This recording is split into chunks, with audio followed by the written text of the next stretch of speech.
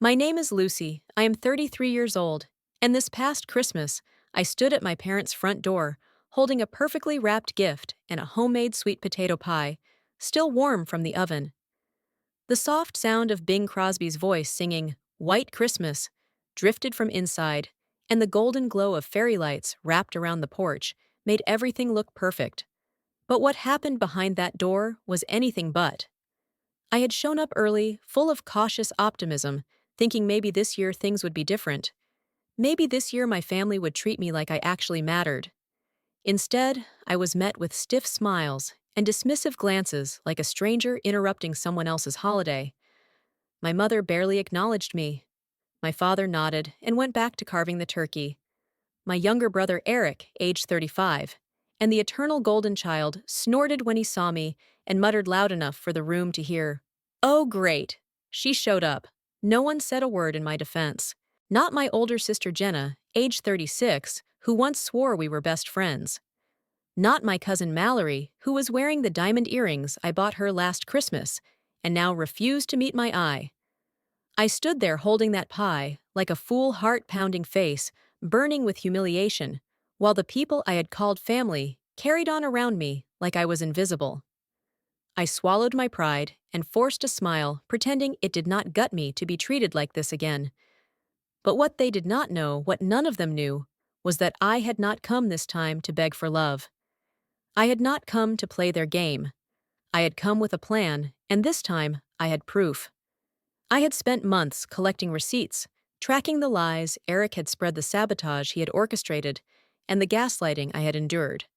And tucked inside a small box under the tree, labeled Nya to Eric with love, was everything.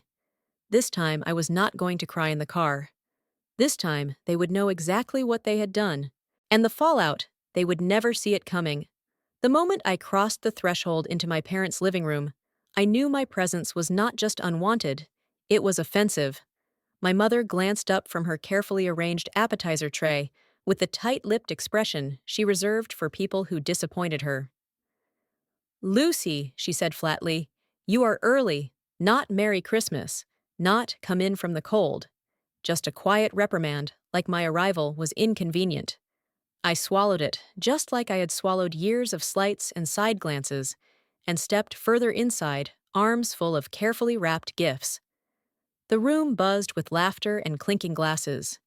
Jenna was sprawled across the love seat, sipping white wine, and loudly showing off her latest Louis Vuitton bag, bought with a loan I had helped her secure last year, though she never mentioned that part. Eric stood in the center of it, all surrounded by relatives, like some kind of returning war hero, recounting a story about closing a fake multi-million-dollar real estate deal.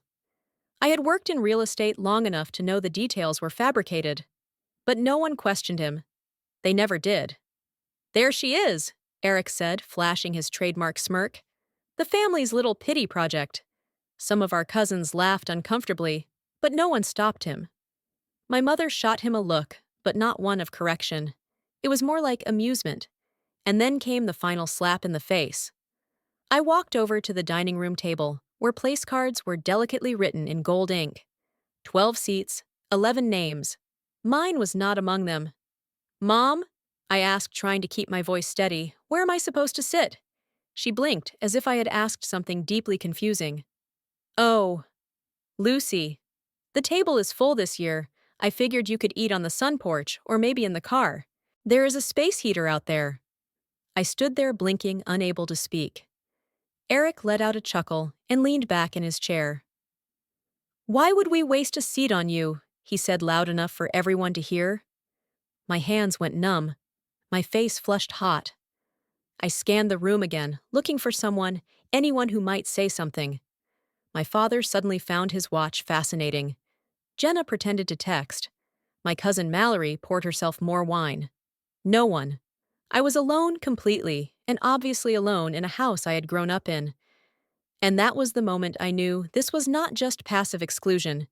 This was orchestrated. And they were all in on it. But I did not storm out. I did not cry. Instead, I quietly walked to the tree and placed Eric's gift right beneath the center branch. Then I turned around and smiled. Merry Christmas, I said. The real show had not even started. What happened next would change everything. If you have ever been treated like an outsider in your own family, comment below and subscribe for more powerful stories like this. I did not leave right away. I sat on the sun porch like they suggested alone, wrapped in my coat, with a plate balanced on my knees. The space heater barely worked, and condensation gathered along the old glass windows, like tears the house was too proud to shed. From inside, I could hear the sounds of silverware clinking toasts being made, and laughter that rose and fell like waves without me. It was not the first time I had eaten apart from the family, but it was the first time it no longer broke me. Because I had a secret, and it was sitting quietly under the tree, wrapped in silver foil and a red bow. Inside that box was a flash drive. On that flash drive were years of emails, voice memos, and digital copies of financial records. Records that proved Eric had been stealing from our grandmother's trust fund while pretending to manage it on behalf of the family. Records that showed he had rewritten parts of her will before the final version was mysteriously lost. I had copies of the original, signed, notarized, and witnessed. Grandma had left me the lock at the cottage and a substantial portion of her savings. But after her funeral, I received none of it. They claimed she had changed her mind. They lied. At first, I had believed them. I told myself I must have misunderstood Grandma's intentions. I buried my feelings under layers of rationalization and self-doubt. But that locket had meant something. She gave it to me when I was 16 and said, "This is yours when I'm gone." Not because of what you do, Lucy, but because of who you are. When I saw it around Mallory's neck at the wake, and she told me Eric had said I didn't want it, something inside me cracked. That was the moment I stopped accepting the narrative and started digging for the truth. It took nearly a year to uncover everything. Quietly, meticulously, without alerting anyone. I pretended to let it go. I played the role they assigned me, the forgettable one, the failure, the invisible girl. Meanwhile, I built a digital fortress of truth, and now it was wrapped beneath a tree like any other Christmas gift. I watched through the window as Eric tore into his presence, bragging about stocks he did not own and business deals he never made. When he reached mine, I saw the flicker of confusion on his face. He recognized the wrapping Grandma used to wrap her gifts the same way. That was not an accident. I wanted him to feel it just for a moment before the floor collapsed beneath him. His smirk faded as he opened the lid and saw the flash drive nestled beside a folded copy of Grandma's original will. I did not need to be in the room to see the panic settle into his bones, because in that moment, he knew the silence he had counted on for so long had finally spoken, and it would not be silenced again. I stepped back into the house with deliberate calm, brushing off the cold from my coat, as if nothing had shifted in the universe. But everything had. I walked past Jenna, who barely looked up from her phone, and past my mother, who was still fussing with the napkins like they were the stars of the evening. And then I saw Eric. His back was rigid jaw, tight eyes, fixed on the open box in front of him. He did not say a word. Not yet. But his silence screamed. My cousin Mallory leaned over his shoulder, confused. Her eyes darted from the folded papers to the flash drive, then to his face, and I saw the moment recognition hit her. Her mouth parted, but she said nothing. Just slowly leaned back like the wind had been knocked from her. The room had not caught on yet. The rest of the family was still absorbed in their own self-importance, sipping wine and gossiping about whose child got into what school. But I could feel it building like the crack before the thunder. Eric finally stood holding the will in his hand like it had burned him. "What is this?" he demanded loud enough to quiet the room. I folded my hands, my voice even. "That's Grandma's original will. The one you said never existed. The one where she left the locket to me. Along with the cottage. Along with everything she told me she was leaving in writing." My father furrowed his brow. My mother froze mid-sip. Jenna blinked. Eric's face flushed with fury. "This is fake," he snapped. "You forged this." I smiled then, just slightly. "There's a notary stamp, and a video of her signing it. On the drive." I gestured to the tiny silver flash drive still resting in the velvet box. "You can watch it after dessert, or now. Your choice." Rachel, Eric's wife, looked up sharply. "You told me there was no will. that everything defaulted to the family. He ignored her, but her voice sharpened. Eric, did you lie to me? Now the room was turning. Conversations paused. Forks stilled. Mallory stood up and slowly removed the locket from around her neck. Her hands trembled as she looked at me. He told me you refused it. I'm so sorry, Lucy. I thought. Her voice broke. I nodded, accepting it, but not letting the emotion control me. Not this time. My mother finally spoke. This is not the time or place. I turned to her. No, Mom. It is exactly the time. And it is exactly the place. Because you all needed it to be quiet. You all needed me to keep my head down. But this is what the truth sounds like. Get used to it. I walked over to Mallory and gently took the locket. It was warm in my hand. For the first time in years, I felt like I had claimed something real, not just jewelry, but truth, memory, love that had been erased. The locket belonged to me. And finally, so did the voice to say it. The silence that followed my words was deafening. I could almost hear the walls breathing the tension so thick it pressed against my chest like a weight. My father was the first to look away, suddenly fascinated by the creases in his linen napkin. Jenna picked up her wineglass and sipped like it would protect her from accountability. And Eric stood, frozen eyes darting between me, the will, and the stunned faces of everyone around him. His carefully constructed world was crumbling, and he had nowhere to run. I watched it happen in real time. The lies, the fake stories, the manipulation, all of it cracking under the pressure of one undeniable truth. The evidence was right there. Not in my hands, but on paper and videos, in the stunned gasps that echoed around the room. Rachel stood slowly, her face pale. Eric, she said, voice sharp but trembling. You told me she was unstable, that she imagined the locket, the inheritance. You made me believe she was bitter and jealous. He tried to interrupt, but she held up a hand. You lied to me. About everything. I want to see that video. She turned to me. Where can I find it? I reached into my purse and handed her a second flash drive. Same contents. I thought you might want your own copy. She took it like it was radioactive. That was the thing about the truth. It did not ask for applause. It just sat there, unmovable, undeniable, making everyone confront what they had chosen not to see. My mother finally snapped. How dare you do this on Christmas, Lucy? How dare you ruin the only time this family has together? I turned to her, steady as ever. You are right. This family only gathers when it suits them. And I have been sitting quietly on the sidelines for 33 years. But not anymore. If you think the timing is the problem, and not the betrayal, then maybe that says everything. Mallory placed a gentle hand on my shoulder. You should have had this locket years ago. I believed him because it was easier. I am so sorry. I squeezed her hand and nodded. Thank you. That means more than you know. It was not about reclaiming a piece of jewelry. It was about proving that I was never crazy, never bitter, never the villain they painted me to be. I had lived with that label far too long, and now they could sit with the truth. Eric tried once more to defend himself, rambling about misunderstanding the will, claiming Grandma was forgetful, implying the notary was senile. No one bought it. Jenna muttered that she needed air. Rachel turned and walked out. The moment was slipping from him like sand through a sieve. And me, I did not chase closure. I did not demand apologies. I stood taller than I ever had before, and for once they had no choice but to look up. Let them sit in their discomfort.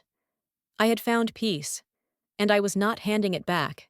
By the time I stepped outside for some air, the temperature had dropped, but the fire in my chest kept me warm. Behind me, through the frosted windows, the once perfect family tableau had shattered into a collage of confusion whispers and fractured glances. Rachel had taken the flash drive and left without looking back. Jenna was pacing the hallway on her phone, no doubt trying to do damage control. And Eric sat hunched at the table, shoulders slumped in defeat, staring blankly at the documents like they might rewrite themselves. It should have felt like triumph. For years I had fantasized about this moment, about finally being seen, heard, vindicated. But as I leaned against the porch railing, watching snow gather in the corners of my boots. What I felt was not victory. It was exhaustion. Deep, bone-level exhaustion from carrying a lifetime of their indifference, only now replaced by awkward apologies and exposed truths. Still, I knew better than to mistake regret for change, especially in this family. That was why I had more than one card to play. I had not just uncovered the truth about the will, I had also tracked every fraudulent transaction Eric made with Grandma's estate. He had siphoned money from her trust for years, using it to fund his business, cover his credit cards, even pay for vacations he posted about like trophies. I had printed statements, bank transfers, and timelines. And now that it was public, it was no longer just a family matter. I had quietly filed a report with a lawyer the previous week. They would be getting a call soon, Eric, my parents, and anyone else who had co-signed those documents or looked the other way. I took a deep breath and closed my eyes, letting the snow settle against my eyelashes. For once, the silence was not suffocating. It was calming, pure, clean, like the air knew something the house behind me never would, what it meant to be free. The front door creaked open, and I heard tentative footsteps behind me.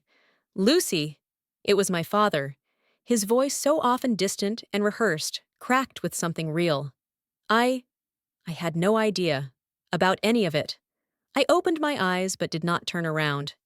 You did not want to know. That is not the same thing. He sighed, standing beside me. You were always the strong one. I did not think you needed anything. I looked at him then. Needing love does not make someone weak, Dad. Ignoring that need makes other people cruel. He blinked, fast eyes glossy. I do not expect forgiveness, but I want to do better. If you ever let me. I did not offer comfort, but I also did not push him away. That is up to you, I said. Just do not ask me to forget. We stood there for a moment, longer silent, until I finally turned and walked to my car. I had spoken the truth, lit the fuse, and stepped back. Now it was their turn to feel the heat. I did not sleep that night. I lay in my small hotel room, staring at the ceiling, listening to the hum of the heater and the occasional rumble of traffic outside. I kept replaying every word from that dinner, every glance, every silent betrayal. But mostly, I thought about the moment my father stood beside me in the cold, and for once did not try to silence me. It was not redemption. It was not enough. But it was a beginning. Still, the weight of what I had unleashed was just starting to ripple outward. By morning, my phone had already buzzed with over a dozen missed calls, Rachel, Jenna, two of my cousins, and even a message from a long-estranged aunt I barely remembered. Some wanted apologies. Some offered excuses. A few simply wanted to know why I had to ruin everything. I ignored them all. I was done justifying my existence. What no one seemed to understand was that this had never been about revenge for revenge's sake. It was about truth, about light, about breaking the pattern of silence that had kept me pinned beneath their version of who I was supposed to be. For years they called me dramatic, too sensitive, difficult, but the evidence had spoken louder than I ever could, and now the spotlight was no longer on me. It was on them. I went down to the hotel lobby for coffee and found Mallory sitting there nervously stirring a cup of tea. She looked up when she saw me, her expression soft, guilty. I was hoping you'd come down, she said. I could not sleep either. I sat across from her, unsure what to expect. I gave the locket to you without asking, she began, and I wore it like I earned it. But deep down, I knew something was wrong. I was afraid to speak up. Eric is so convincing. Her voice cracked. I was a coward. I looked at her, and for the first time in years, I saw someone not trying to manipulate or dismiss me, but someone owning their role in the silence. Being afraid does not make you a coward, I told her, but staying quiet after knowing the truth does. She nodded, wiping her eyes. I want to make things right, however I can. I thought about all the times I had sat in rooms full of people who claimed to love me but refused to believe me. And now, here was someone finally asking, not assuming. Then listen, I said. And do not forget. That morning, she posted a long public message online, naming Eric, acknowledging the will, the lies, and the role we all played in enabling him. She even tagged my mother. Within an hour, the family group chat exploded. I watched it all unfold from my phone and said nothing. For once, I did not have to defend myself. The truth was finally speaking on my behalf. And people were listening. It did not take long for the group chat to spiral into chaos. First came the stunned silence, then the defensive backlash. Jenna accused Mallory of airing private matters for attention. My mother, in her usual performative elegance, called it a deeply hurtful betrayal and claimed the family's reputation was being destroyed. But it was Eric's voice memo that made me stop mid-sip of my coffee. "You think you're better than us, Lucy?" He snarled, his voice sharp and venomous. "You're just bitter. You were always second best, and you know it. You think a will changes that I listened to the audio twice, not because I needed to hear it again, but because I wanted to absorb it, to let his words remind me exactly who I was dealing with. It was not just arrogance, it was a declaration of war. I sent the voice memo to my attorney, along with the bank statements, along with the updated will. By now, the process had already begun the investigation into the misuse of Grandma's estate, the formal notice to the bank, and the quiet movement of assets that should have been mine years ago. There would be hearings. There might be charges. And Eric would no longer be able to hide behind the family name. He wanted a battle. I had prepared for one. The difference was, mine was rooted in truth, and his in a crumbling illusion. Later that afternoon, I received an unexpected email from Rachel. The subject line read, "Thank you." In it, she apologized not just for her silence, but for every dinner where she joined the chorus of laughter at my expense. For every time she believed Eric over me. For not asking questions when things did not make sense. She ended the message by saying, "I am divorcing him. I deserve better. And I have you to thank for reminding me of that." I stared at the screen stunned.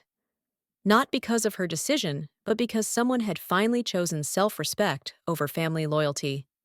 The dominoes were falling faster than I could track. Mallory's public post had been shared dozens of times among extended family.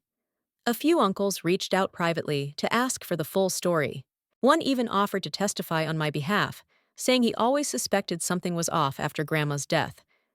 People who once avoided eye contact at holidays were now asking questions, looking for the truth, choosing sides. And most of them were not choosing Eric. For the first time, I did not feel like the black sheep. I felt like the spark. The one who had set fire to a lie so big it needed decades to survive. And as it burned, I realized I was not destroying something, I was revealing it. What they built was never real. And now everyone could see the cracks. Let them scramble. Let them defend what was never theirs. I would not stop the fire. I would fan the flames. By the end of the week, the family group chat was a ghost town. No new messages, no birthday reminders, not even passive-aggressive memes from my mother. Silence, once my prison, had now become their punishment. The weight of their own complicity was pressing in, and there was no room left to hide. The lawyer handling Grandma's estate called to inform me that formal proceedings were underway. They had already flagged 3 suspicious transactions traced back to Eric, and one that bore my father's signature. There would be questions, depositions, maybe even subpoenas. I did not celebrate. I did not gloat. I simply exhaled for the first time in years. I walked the perimeter of Grandma's cottage now, officially mine again, though it felt like it had never truly left me. Snow dusted the roof like powdered sugar, and the little wind chimes she had loved still clinked by the porch. I had spent so many childhood summers here, baking, painting, listening to stories that made me believe in magic. That magic had been stolen, dismissed as a fantasy. But now I was bringing it back. Not just for myself, but for every part of me they tried to erase. I found the photo album in the attic, old and fraying, but untouched. Inside were dozens of pictures of Grandma and me. Her arms always wrapped around me, her handwriting labeling every photo. Lucy's first pie. Lucy's garden. Lucy's favorite blanket. No one could fake that kind of love, and no one could take it away. I ran my fingers across the pages and made a quiet vow to never let anyone reduce my worth again to a seat at a table they only offered out of guilt or convenience. Mallory visited later that evening. She brought hot chocolate and apologized again, not with words, but by helping me patch the broken fence and offering to testify in court. I believed her now, because real remorse shows up in action, not apology. Rachel messaged me a photo she and her son had moved into a small apartment. Her face looked freer than I had ever seen it. "He's still angry," she wrote about Eric, "but I'm not afraid anymore." That one sentence meant more to me than any inheritance. I knew rebuilding would take time. Not everyone would come around. My mother still sent long, carefully curated emails about how I had torn the family apart and how legacy should never be about money. I no longer replied. Some bridges are not burned, they are better left unbuilt. What mattered was not reclaiming my seat at their table. It was building my own. And I did. From the ground up. With truth, not tradition. With real love, not conditional approval. The cottage became my sanctuary, my beginning, not an ending. And while the family watched from their cracked glass houses, I planted new roots, stronger ones. Some betrayals never get an apology. Some revenge comes wrapped in peace. And sometimes healing looks like walking away without ever needing to turn back. If you have ever had to fight for your truth against your own family, share your story in the comments and subscribe for more powerful stories just like this one. We're